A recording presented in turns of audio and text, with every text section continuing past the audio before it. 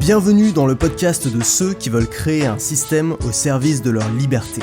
Je partage avec toi des idées pour vivre de ce qui te passionne, des conseils pour simplifier ton quotidien, être plus efficace et accomplir davantage, des opinions pour penser différemment, sortir du moule et vivre selon ses propres termes. Le podcast est disponible sur toutes les plateformes, pense à t'abonner pour ne rien rater. Bonjour, c'est samedi, c'est le jour où je réponds aux questions du répondeur. Et ça tombe bien parce que j'en ai reçu beaucoup là, faut un peu freiner sur les questions parce que j'ai dû en recevoir une vingtaine, j'en ai sélectionné 11 aujourd'hui. Donc désolé à ceux à qui j'aurais pas répondu à la question, peut-être que j'en garderai certaines pour la semaine prochaine. En tout cas, je suis super content de ce format. Et on va commencer tout de suite par une question de Hortense. Salut Antoine, après la présentation de ta formation sur l'emailing, je me demandais si faire des promos très régulièrement n'allait pas justement conduire les gens à attendre les promos pour acheter le produit.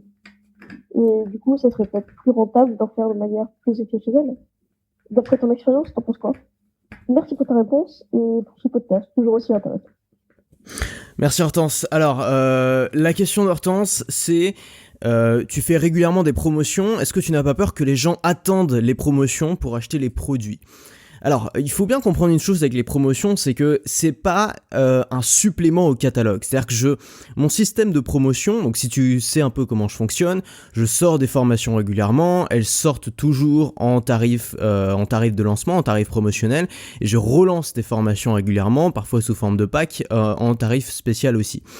Et en fait, ce qu'il faut bien comprendre, c'est que mon système, c'est pas des promotions qui complètent le catalogue de formation, c'est plutôt l'inverse. C'est-à-dire que le catalogue complète les promotions.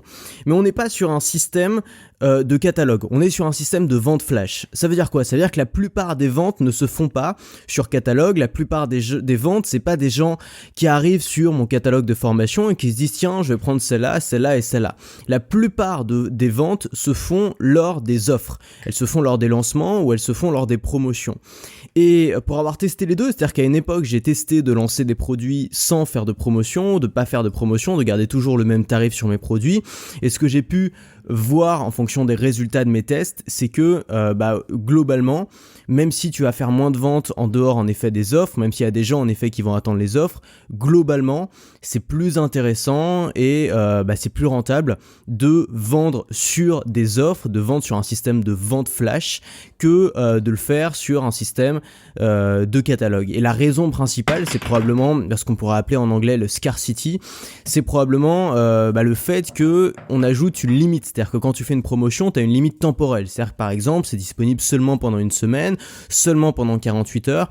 Et cette limite, ça crée un rapport d'urgence qui est extrêmement efficace en termes de vente. Donc, tous les bouquins de vente que tu pourras lire vont te parler de ça.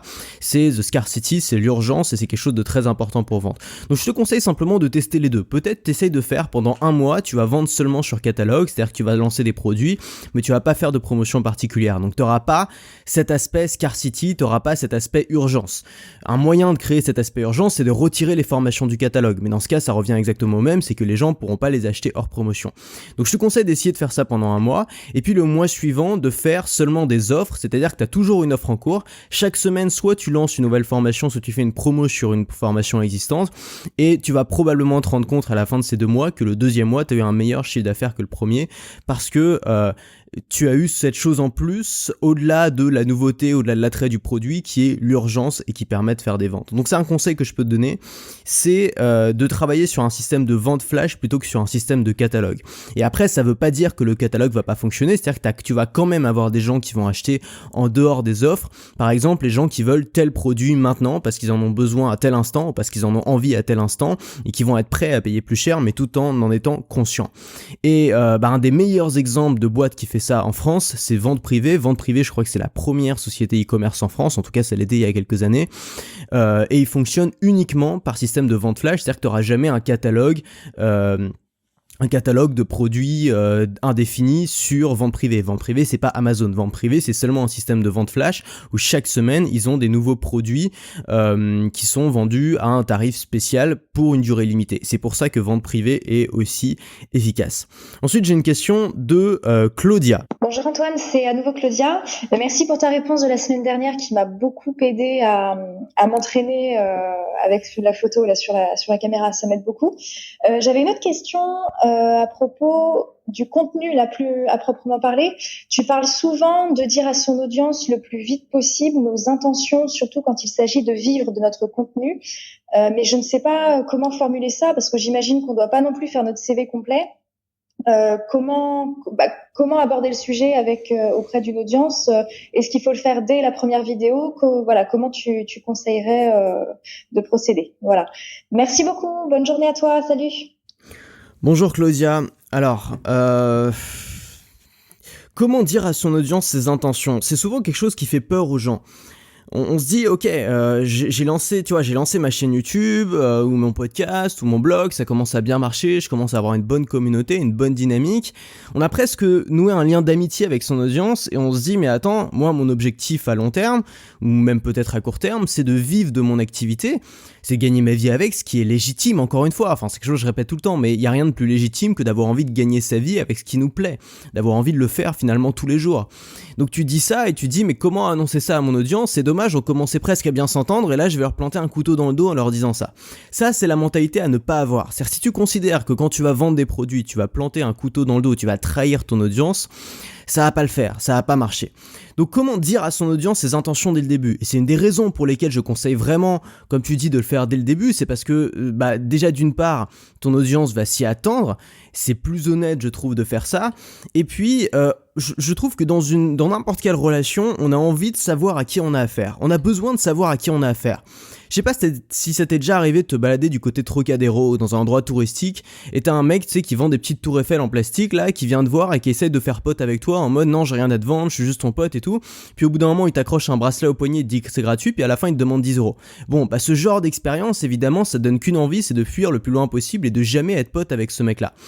Maintenant prenons ton épicier. Tu vas chez ton épicier, le mec il est sympa, il est poli, tu sais évidemment dès le début qu'il a des produits à vendre et du coup la relation que tu vas nouer avec lui va être une relation saine puisque dès le début on sait à qui on a affaire. Et moi j'ai vraiment développé aussi cet instinct, c'est-à-dire que dans n'importe quelle relation avec une entreprise, j'ai besoin de savoir ce qu'ils vendent. Moi j'aime pas quand tout est gratuit, tu vois. Quand t'arrives dans une boîte, par exemple, je sais pas, une nouvelle société de podcast en France qui dit on va vous héberger tous les épisodes que vous voulez, ça va être 100% gratuit, à vie, et t'as envie de leur dire oui d'accord, mais c'est quoi votre business model au bout d'un moment? Vous faites pas de la charité, vous avez bien l'intention d'en vivre, donc c'est quoi?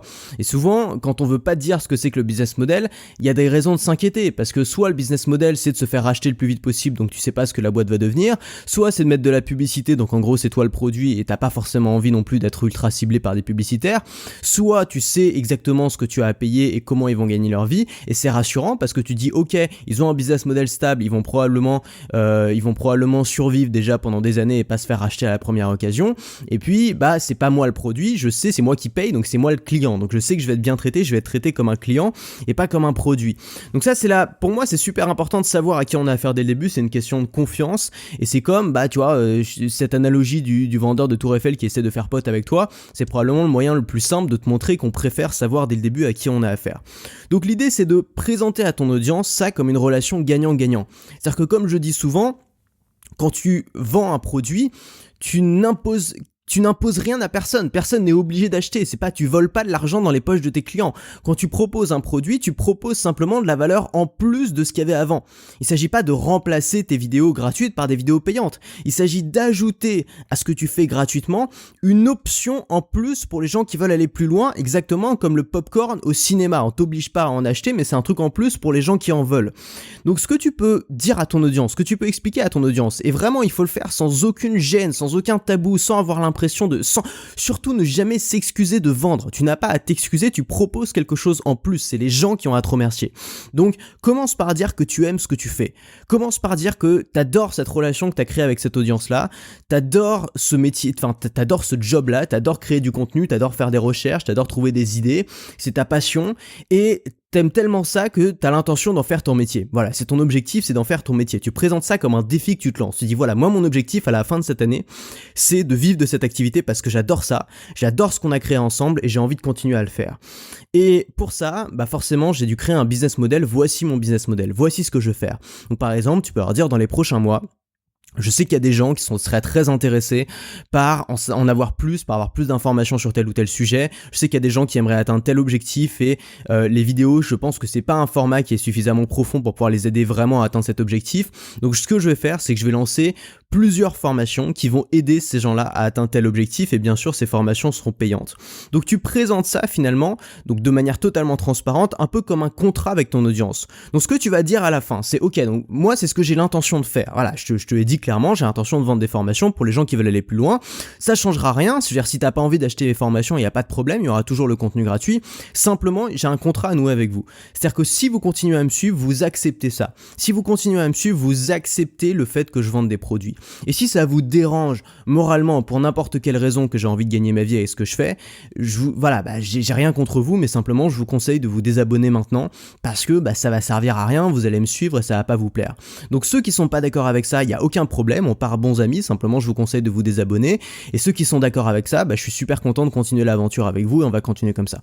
Et je t'assure que si tu fais un argumentaire comme ça, il y a aucune raison de t'en vouloir parce que t'es pas en train de tromper les gens.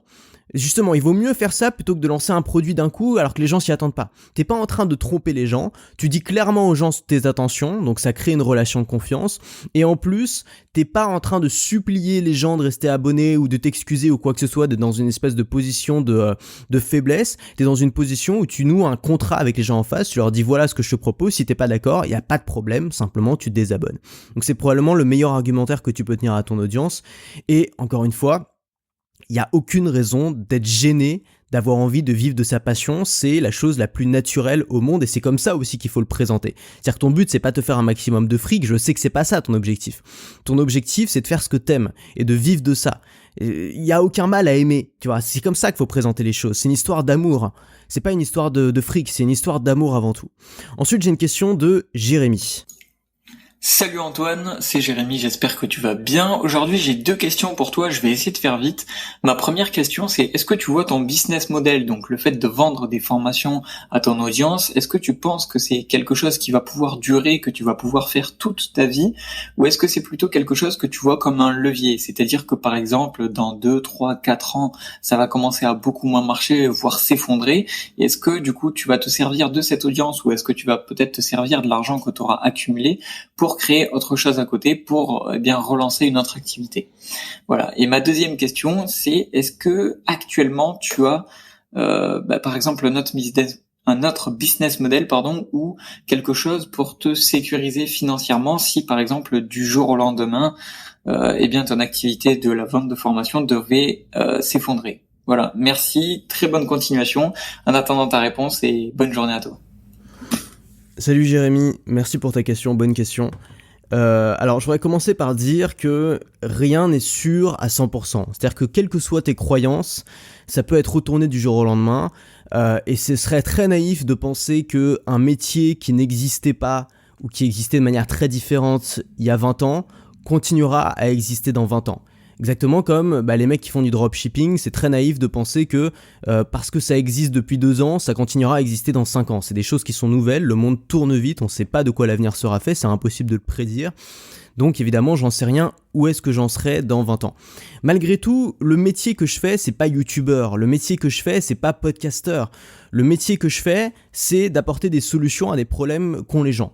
Et ce métier-là, c'est un métier qui existe depuis la nuit des temps. C'est le commerce est basé là-dessus. Et simplement, il y a le commerce physique qui consiste à vendre des produits, des objets physiques qui vont répondre aux besoins des gens. Et il y a le commerce, on pourrait dire, le commerce de conseil qui consiste à vendre de l'information, à vendre des conseils ciblés tournés vers un résultat pour aider les gens à atteindre un résultat. Et ce business-là existe aussi depuis des années. Tu regardes, depuis des décennies, tu regardes dans les années 20, dans les années 30, il y avait déjà des gens qui écrivaient des bouquins de développement personnel ou qui écrivaient des manuels ou qui écrivaient... Voilà, donc ça existe aussi depuis des années. Et la seule chose qui a vraiment changé, c'est la forme. C'est-à-dire qu'avant, on écrivait des livres. Ensuite, on a fait des lettres de vente qu'on envoyait par la poste. Ensuite, parfois des trucs à la télé ou à la radio. Ensuite, quand Internet est arrivé, ça a tout changé. On a commencé à faire des blogs, à travailler avec les forums. Ensuite, il y a YouTube qui est arrivé, ça a encore tout changé. On a énormément travaillé avec la vidéo. Aujourd'hui, il y a plusieurs formats qui sont un petit peu en concurrence. Il y a YouTube, il y a l'audio, il y a le podcast, il y a toujours les blogs qui coexistent. Et il y a sûrement des formats qui vont apparaître ces prochaines années ou des plateformes qui vont apparaître. Donc, je pense que l'erreur, ce serait de se dire je serai toujours sur YouTube ou j'aurai toujours un podcast dans 5 ou dans 10 ans. Ça, c'est impossible à savoir. On ne sait pas comment les plateformes vont évoluer. C'est comme si j'étais sur Dailymotion il y a 10 ans et que je promettais que j'y serais toujours dans 10 ans. Évidemment, ça aurait été une grosse erreur. Donc ça, j'en sais rien. Par contre, ce dont je suis sûr, c'est que je ferai le même métier. C'est-à-dire que je continuerai à essayer de trouver des solutions créatives aux problèmes des gens et à les vendre sous forme de formation, sous forme de contenu en tout cas. Parce que c'est ce que je sais faire de mieux. Je suis pas quelqu'un de manuel, je sais pas travailler avec mes mains, je sais pas imaginer des produits physiques, c'est pas quelque chose dans lequel je suis bon. Moi, là où je suis bon, c'est le fait de façonner des idées. Je travaille depuis 7 ans là-dessus, c'est quelque chose qui me fascine, qui me passionne, dans lequel j'ai développé, je pense, une bonne expertise et je pense pouvoir continuer à le faire pendant des années parce que façonner des idées, encore une fois, c'est universel, c'est intangible, c'est quelque chose qui va pas, tu vois, qui n'est pas lié à une mode ou qui n'est pas lié à un format. Voilà, tu peux faire ça de 1000 manières différentes. Donc pour moi, c'est un projet long terme, c'est pas un coup, c'est pas un gros coup, c'est pas une opportunité, c'est pas, tu vois, les gens souvent cherchent sur internet des gros coups pour gagner de l'argent rapidement, ça n'a rien à voir avec ça. Moi, je le vois comme un métier. J'ai pas du tout envie de faire ça pendant un an, puis ensuite de trouver autre chose, puis ensuite de trouver autre chose, puis ensuite de trouver autre chose.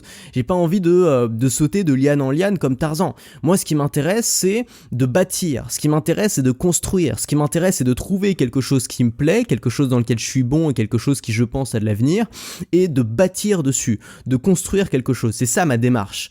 Donc moi, je le vois comme un métier. Et ce métier, bien sûr, ça reste qu'un métier risqué. C'est-à-dire que si tu te reposes, par exemple, sur un ou deux produits, si tu dis, voilà, moi je sors, il y a beaucoup de gens qui font ça dans le domaine de la création de contenu, qui veulent créer, par exemple, des revenus passifs. Moi, je crois pas aux revenus passifs. Ça fonctionne, les revenus passifs, il y a plein de gens qui l'ont prouvé, mais ça fonctionne pas sur la durée. Moi, je connais absolument personne qui a des revenus passifs depuis plus de 10 ans. Ça n'existe pas, parce que ce qui marchait il y a 10 ans ne marche plus aujourd'hui, en tout cas plus de la même façon. Donc, le concept qui consiste à créer peut-être une ou deux formations, à créer des séquences email automatiques et à faire tourner de la publicité sur Facebook à temps plein en s'occupant d'autres choses, moi, j'y crois pas. C'est-à-dire que ça peut très bien marcher sur court terme, mais on sait très bien que ça va pas marcher sur long terme, ne serait-ce que via la publicité. On sait bien par exemple que Google AdWords, la publicité Google, ça a très bien marché pendant son âge d'or dans les années 2005-2010. Aujourd'hui, ça a été remplacé par la publicité Facebook. La publicité Facebook, c'est en train de connaître le même sort, c'est-à-dire que ça devient saturé. En plus, il y a de moins en moins de gens qui vont utiliser Facebook. Donc voilà, c'est des choses qui s'essoufflent, c'est des choses à renouveler de manière permanente. Donc si t'as un seul ou deux produits et que tu comptes avoir des revenus passifs pendant 10 ans là-dessus, je pense que tu vas droit dans le mur. Je pense que c'est pas comme ça que ça marche. Pour moi, la solution, c'est de proposer sans cesse de la nouveauté. C'est-à-dire de développer une compétence qui est de savoir fabriquer de la nouveauté, de savoir imaginer des nouveaux concepts, des nouvelles façons de faire, qui sont souvent toujours basés sur les mêmes fondamentaux. Les fondamentaux ne changent pas, c'est la manière de faire qui change. Et développer vraiment cette compétence qui est de savoir manufacturer de la nouveauté basée sur des fondamentaux qui ne changent pas. Par exemple, je sais pas, si toi t'es dans la thématique de la drague, la séduction, c'est quelque chose qui n'a pas changé depuis des siècles et des siècles. Mais par contre, les outils qu'on va utiliser, la culture dans laquelle ça va s'organiser, les techniques qu'on va utiliser, ça va changer, évidemment. Je veux dire, aujourd'hui, on drague sur Tinder, il y a 20 ans, on draguait dans les bars, il y a 100 ans, peut-être dans les salons, j'en sais rien, tu vois. Et dans 10 ans, ce sera autre chose. Donc, évidemment, il y a toujours de la nouveauté à faire, il y a toujours de la nouveauté à proposer, il y a la culture aussi qui change. Comment tu peux chercher. Et il y a des gens qui font ça très bien. Il y a une chaîne YouTube que j'adore qui s'appelle Charisma on Command. C'est une chaîne YouTube sur le charisme. Et cette chaîne YouTube, le gars a tout compris. C'est-à-dire qu'il cartonne avec sa chaîne YouTube. Il a tout compris, ce gars-là. Il s'appelle Charlie Hooper. Le gars, il part de fondamentaux. C'est-à-dire, qu'est-ce qui rend, c'est plutôt une chaîne YouTube pour les hommes, mais bon, les femmes peuvent être aussi concernées. Qu'est-ce qui rend un homme charismatique? C'est les fondamentaux. Et ça ne change pas. C'est-à-dire, ça va être, je sais pas, l'assurance, la détermination, la douceur, des choses qui ne changent pas, qui sont toujours les mêmes parce que c'est inscrit presque dans notre ADN.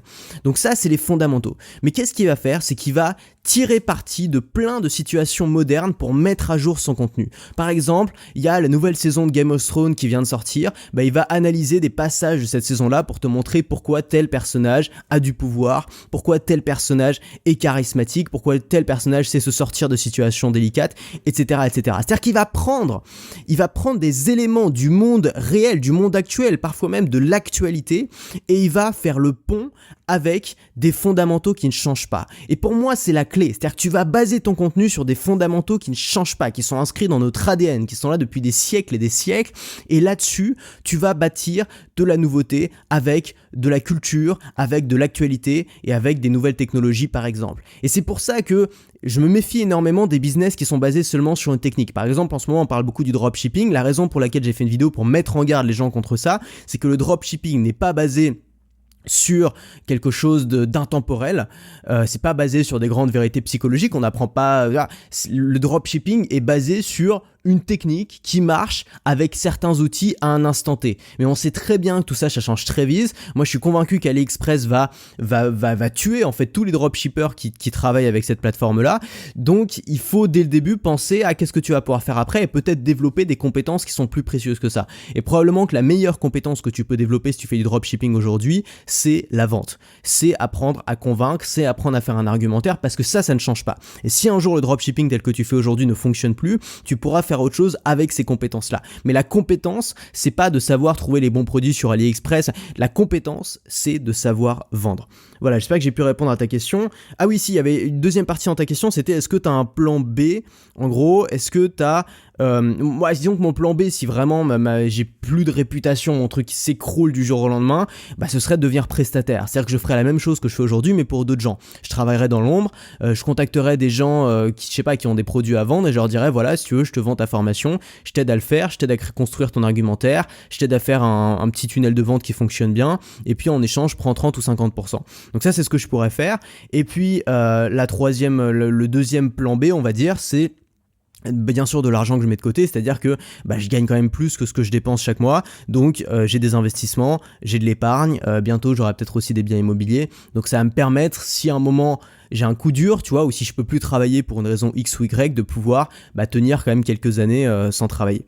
Ensuite, j'ai une question de Mathieu. Salut Antoine, c'est Mathieu. Alors j'ai une question concernant YouTube. Je suis en train de préparer mes premières vidéos YouTube que je vais lancer dans pas longtemps. Donc je suis sur la thématique du bien-être et le problème c'est que mes vidéos font en général 15 minutes, entre 15 et 20 minutes. Donc ça a beau être un format vlog qui est assez dynamique, j'ai quand même peur que les gens s'y perdent et qu'au bout de 5-6 minutes, ils quittent l'affaire, ils lâchent l'affaire. Donc comment tu gères ça? Est-ce que faire des vidéos longues comme ça, ça peut être intéressant ou est-ce qu'il faut que je raccourcisse voilà. Qu'est-ce que tu penses du format? Merci pour ta réponse. Bonjour Mathieu, alors ta question c'est est-ce que j'ai peur que mon contenu soit trop long? Est-ce que 15-20 minutes ça va pas barber les gens? Ça me fait penser à une citation de Gary Albert qui était un des plus grands publicitaires du XXe siècle qui disait: une publicité n'est jamais trop longue, seulement trop ennuyeuse. Et je pense que cette citation peut parfaitement s'adapter au contenu qu'on crée. Un contenu n'est jamais trop long, seulement trop ennuyeux. Et un contenu long, tu vas forcément sûrement faire moins de vues avec un contenu long, mais l'avantage c'est que ça va servir de filtre. Ça va te permettre de filtrer les vrais et d'avoir seulement les personnes qui sont vraiment passionnées qui vont te suivre. Mais en fait, ce qu'il faut bien comprendre, c'est que il faut pas se tromper de métrique. T'as la métrique qui est la plus visuelle, c'est le nombre de vues, et t'as la métrique qui compte le plus, c'est probablement le nombre de ventes ou le retour de tes clients. Et c'est ces métriques là qui comptent. Et en fait, le piège sur YouTube, c'est que souvent, plus tu vas faire de vues sur une vidéo, moins tu vas faire de ventes derrière, parce que c'est une vidéo qui sera designée davantage pour les vues que pour les ventes. Et souvent les vidéos qui vendent, c'est des vidéos qui sont longues, qui font donc moins de vues, parce qu'il y a moins de gens qui vont avoir envie de se taper une vidéo de 25 ou 30 minutes, et qui vont barber la plupart des gens probablement, parce qu'ils vont pas être dans ta cible. Mais les gens qui vont être dans ta cible, eux, vont se sentir parfaitement touchés par cet argumentaire-là, et donc ils vont davantage acheter. Donc la question à se poser, c'est plutôt comment je peux créer une relation profonde avec eux. Et moi j'ai plein d'exemples de gens qui ont des heures et des heures de conférences sur YouTube qui cartonnent. Je peux te parler de Jordan Peterson hier, elle a des conférences d'1 heure, de 2 heures sur YouTube qui sont regardées plus de 500 000 fois. Moi j'aime bien en France un gars qui s'appelle Thierry Casasnovas qui parle d'alimentation. Pareil, il fait des vidéos où il est planté comme un bâton, face cam. Où il commence toutes ses vidéos par bonjour avec un espèce d'accent du sud, où il est en train de faire des jus avec l'espèce de machine à jus qui ronronne pendant 25 minutes derrière, tu vois, la vidéo elle dure 1 heure ou parfois 1 heure et demie, et il fait des centaines de milliers de vues sur des vidéos comme ça, parce que les gens qui sont intéressés par ça sont prêts et ont même envie d'en avoir plus. Je pense aussi à Oussama Ammar, moi j'ai dû m'injecter en intraveineuse des dizaines et des dizaines d'heures de conférences d'Oussama Ammar, parce que ce mec là a une vision de l'avenir qui moi m'intéresse énormément. Et ces gens-là, bah finalement, plus t'en as, mieux c'est. Je veux dire, quand c'est bon, il faut que ce soit long. Quand c'est bon, on veut en avoir plus, tu vois, c'est normal, c'est pareil avec tout. Donc je vais pas te faire un dessin. Si t'as peur que tes vidéos soient trop longues, la seule peur que tu peux avoir, c'est est-ce que mes vidéos sont pas suffisamment intéressantes. Comment faire pour captiver les gens? Et si t'arrives à captiver les gens, je t'assure que tu peux faire des vidéos de 25, 30, 40 minutes. La longueur n'est pas un problème. La longueur, c'est un problème quand on se force à faire long. Par exemple, si tu peux résumer un bouquin en 100 pages, mais que tu fais un bouquin de 1000 pages parce que pour toi, ça fait plus sérieux de faire un bouquin de 1000 pages, mauvaise idée. Mais si tu fais un bouquin de 1000 pages parce que tu as besoin de 1000 pages pour exprimer ce que tu as raconté, c'est la meilleure idée qui soit. Donc en fait, la durée n'est pas un problème en soi. La durée, c'est un problème pour les gens qui veulent faire un maximum de vues. Toi, c'est pas ton objectif. La durée n'est pas un problème en soi. Ce qui compte, c'est d'avoir des choses à dire, et c'est là-dessus qu'il faut travailler, je pense, en priorité. Ensuite, j'ai encore une question d'Egon. Salut Antoine, j'espère que tu vas bien. Alors une question vraiment qui n'a rien à voir avec le business. J'ai la même addiction que toi au niveau des sacs de voyage. J'ai fait un voyage en Australie pendant 1 an et demi et j'ai changé peut-être 4-5 fois de sac. Il y a quelques temps, je me suis acheté un tout nouveau sac un peu custom. Bref, pareil, je suis un mordu. Est-ce que ça te dérangerait d'expliquer aux gens pourquoi c'est super important de s'acheter un bon sac, parce qu'il y en a marre de voir des gens se trimballer avec des gros sacs Quechua de 70 litres. Voilà, j'espère qu'on pourra se soutenir dans ce combat-là et un petit peu ouvrir l'esprit des gens là-dessus. Voilà, j'espère que tu vas bien. Merci pour ton podcast et merci pour le contenu que tu fais. Ciao. Salut Egon, alors je suis d'accord, on va faire un peu de propagande anti-Quechua. Pour te raconter une histoire rapidement, moi un sac Quechua a failli me dégoûter à vie du voyage. Quand j'ai fait mon premier grand voyage en solitaire, je suis parti au Sri Lanka, j'ai fait 5 mois en Asie du Sud. Et je suis parti avec le gros sac de randonnée de ma mère de quand elle était jeune, tu vois, vraiment un gros machin, et j'avais la moitié de mes affaires, évidemment je les utilisais pas, et ce truc m'a plombé mon voyage, parce que tous les 2 jours je changeais d'hôtel, et tous les 2 jours il fallait rien que j'oublie, il fallait que je me trimballe cet énorme sac qui rentrait pas entre mes jambes quand je rentrais dans un bus, donc il fallait toujours que je mette dans la soute, et quand tu mets dans la soute et que c'est un peu le bus local, tu sais pas trop s'il y a pas un mec qui va ouvrir le truc rapidement et te le voler. Bref, c'est que du stress d'avoir des affaires en plus. Un sac, quand tu voyages, c'est ta maison. Qui a envie de vivre dans une maison qui est remplie de bordel ? Qui a envie de vivre dans un bric-à-brac géant avec 50 000 objets qu'on n'utilise pas ? Une maison est confortable quand on a juste ce dont on a besoin et quand tout est bien rangé. Et je pense que c'est la même chose pour un sac. Ton sac, c'est ta maison quand tu l'emmènes partout. Et donc, c'est un défi très intéressant d'essayer de voyager avec le moins d'affaires possible. C'est pas quelque chose qui se fait du jour au lendemain. Moi, je te conseille vraiment, si t'as jamais voyagé avec un sac léger, de le faire de manière progressive. C'est-à-dire que moi, j'ai commencé par le gros sac de ma mère. Ensuite, je m'étais acheté un sac cabine. C'était un sac cabine 0, je crois, donc qui rentre pile dans la cabine d'avion. Ensuite, j'ai acheté un sac un petit peu plus petit. Ensuite, un autre sac encore un petit peu plus petit. Et aujourd'hui, je voyage avec un petit sac de ville. Donc, un sac, tu vois, que je peux prendre pour me balader en ville, qui est beaucoup plus petit qu'un sac cabine. Et j'ai pour projet de voyager, enfin je peux pas encore te raconter ça parce que j'arrête de dire à l'avance ce que je fais parce qu'après je risque de pas le faire et les gens me font chier, pourquoi tu fais pas ça. Donc j'ai un défi tout particulier qui va arriver bientôt, qui va être de voyager vraiment de manière la plus minimaliste qui soit, mais je préfère t'en reparler quand je le ferai. Je ferai sûrement peut-être une vidéo ou des stories. Ah ouais, il faut me suivre sur Instagram si tu veux avoir un petit peu toutes ces infos. En ce moment je suis assez actif là-dessus, donc suis-moi sur Instagram, je fais des stories et je raconte un petit peu tout ça dans mes stories. Ensuite j'ai une question de Florent, le lien vers mon Instagram est en description au passage. Bonjour Antoine, c'est Florent. Alors j'ai une question à te poser, en fait deux en réalité. Je rebondis sur une réponse que tu as faite dans ton podcast du 10 août où tu disais qu'il faut que créer du contenu et surtout si on veut en vivre, qu'il soit à la croisée de la passion, des compétences et du marché. Alors moi je suis écrivain, publié de manière traditionnelle, mais j'ai aussi un blog qui permet à des gens de terminer un roman et surtout d'en faire un meilleur roman. Je voudrais savoir si selon toi, à ton avis, une telle activité est viable? Ça, c'est ma première question. Et la deuxième, c'est de savoir comment tu t'y prends pour déterminer la viabilité d'un marché. Voilà, en gros, savoir si je peux vivre de cette activité, en plus de mon activité d'écriture. Je te remercie beaucoup. Merci des réponses que tu nous apportes. À bientôt. Bonjour Florent, alors je suis super content d'avoir ton témoignage parce que, je vais te dire tout de suite, pour moi, t'es complètement sur la bonne voie.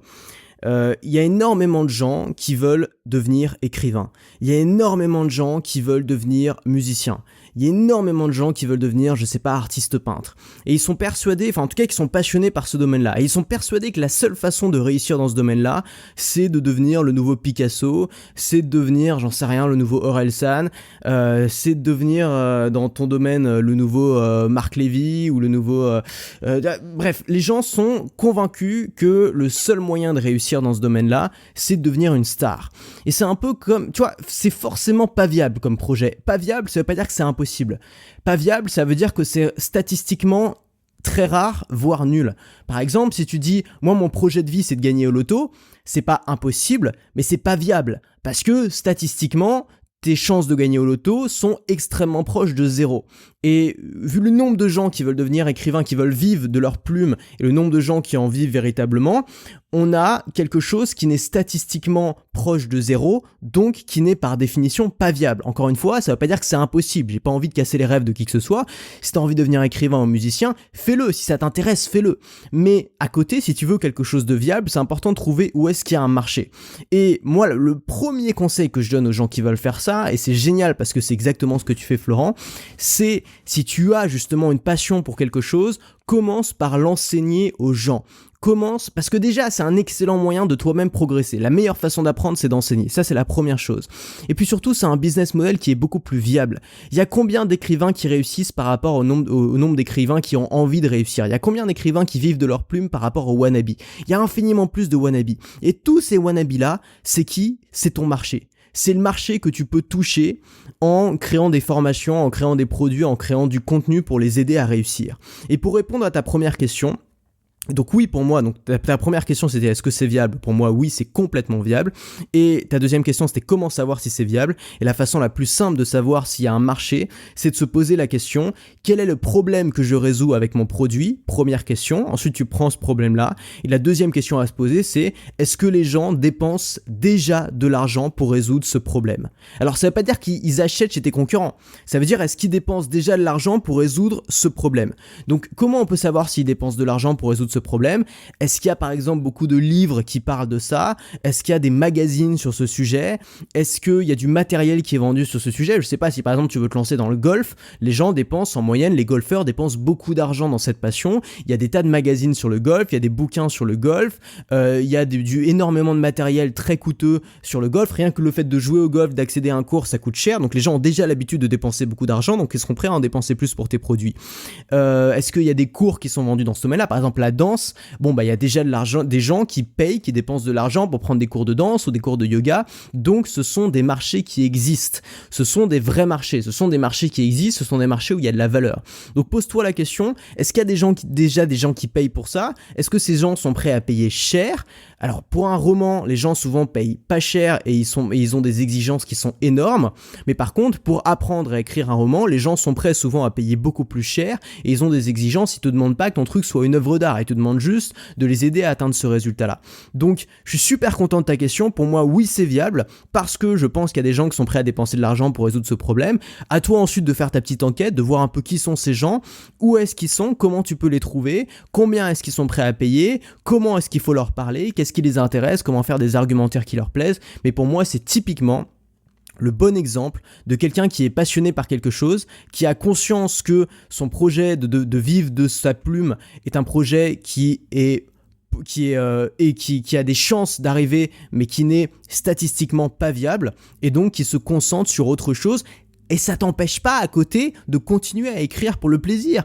Exactement, que ça t'empêche pas, si t'es prof de musique ou si t'enseignes aux gens la musique, de toi-même faire de la musique à côté. L'un n'empêche pas l'autre. Mais l'avantage, c'est que dans le premier cas, tu vas vivre réellement en plus de ta passion, parce que si c'est ça ta passion, c'est d'écrire, l'enseigner, t'es toujours dans la même passion.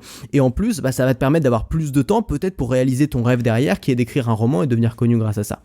Ensuite, j'ai une question d'Emeric. Il reste 3 questions encore, c'est assez long, mais on va y arriver. Salut Antoine, c'est Emeric d'Arcane Vision. Je voulais te poser une petite question concernant ton podcast précédent, à savoir quand tu as répondu à Patrick en disant que les niches du développement personnel et du business en ligne étaient saturées. Et donc ma question, paradoxalement, c'est de savoir est-ce que ça vaut encore le coup aujourd'hui de se lancer, ou du moins de continuer son projet dans ces thématiques. Est-ce que tu penses qu'aujourd'hui, il peut encore y avoir des outsiders qui puissent sortir du lot dans le business en ligne et dans le développement personnel? Je te dis ça parce que voilà, mon projet actuel, Arcane Vision, est axé sur ces 2 thématiques. Et c'est vraiment quelque chose qui m'anime, c'est quelque chose avec lequel je sais que je peux apporter beaucoup de valeur à mon audience.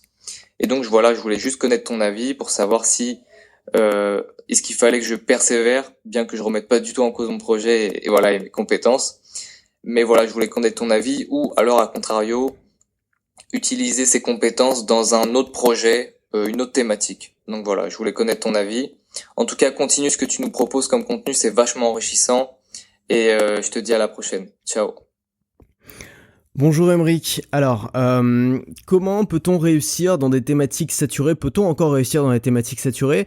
Moi, mon but, c'est pas de dégoûter les gens.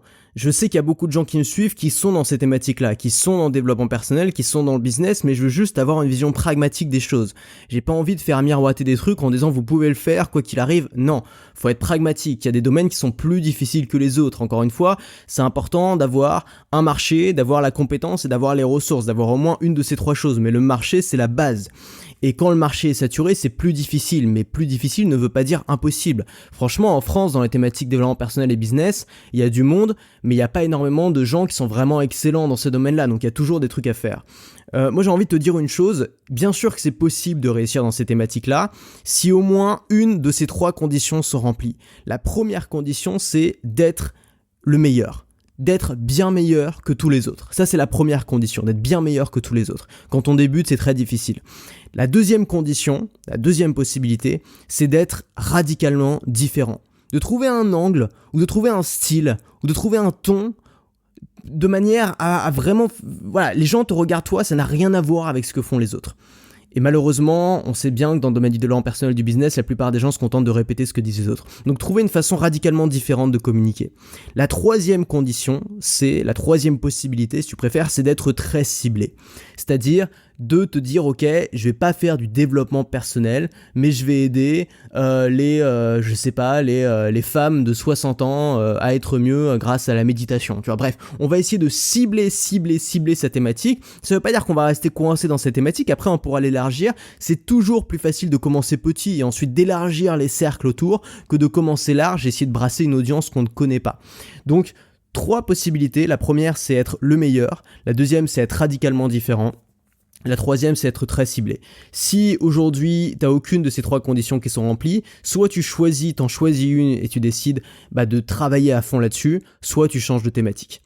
Il me reste encore 4 questions. Mais qu'est-ce que je fais? Est-ce que je continue ce podcast? Ça va faire un podcast très long. Est-ce que je le coupe en 2 et je mets la suite demain? Tu sais quoi, ce qu'on va faire? On va faire un truc que j'ai encore jamais fait avec le répondeur. On est déjà à 37 minutes. Je vais couper maintenant. Il reste 4 questions. Je vais prendre mon temps pour ces 4 dernières questions. Et je lancerai demain, dans le podcast de demain, qu'il y aura un petit podcast bonus ce dimanche. Juste avant, Il y a une offre encore cette semaine qui se termine, je crois, qui doit se terminer demain. Ça concerne une formation, un plan d'action qui est donc sur le fait de créer du contenu qui intéresse les gens.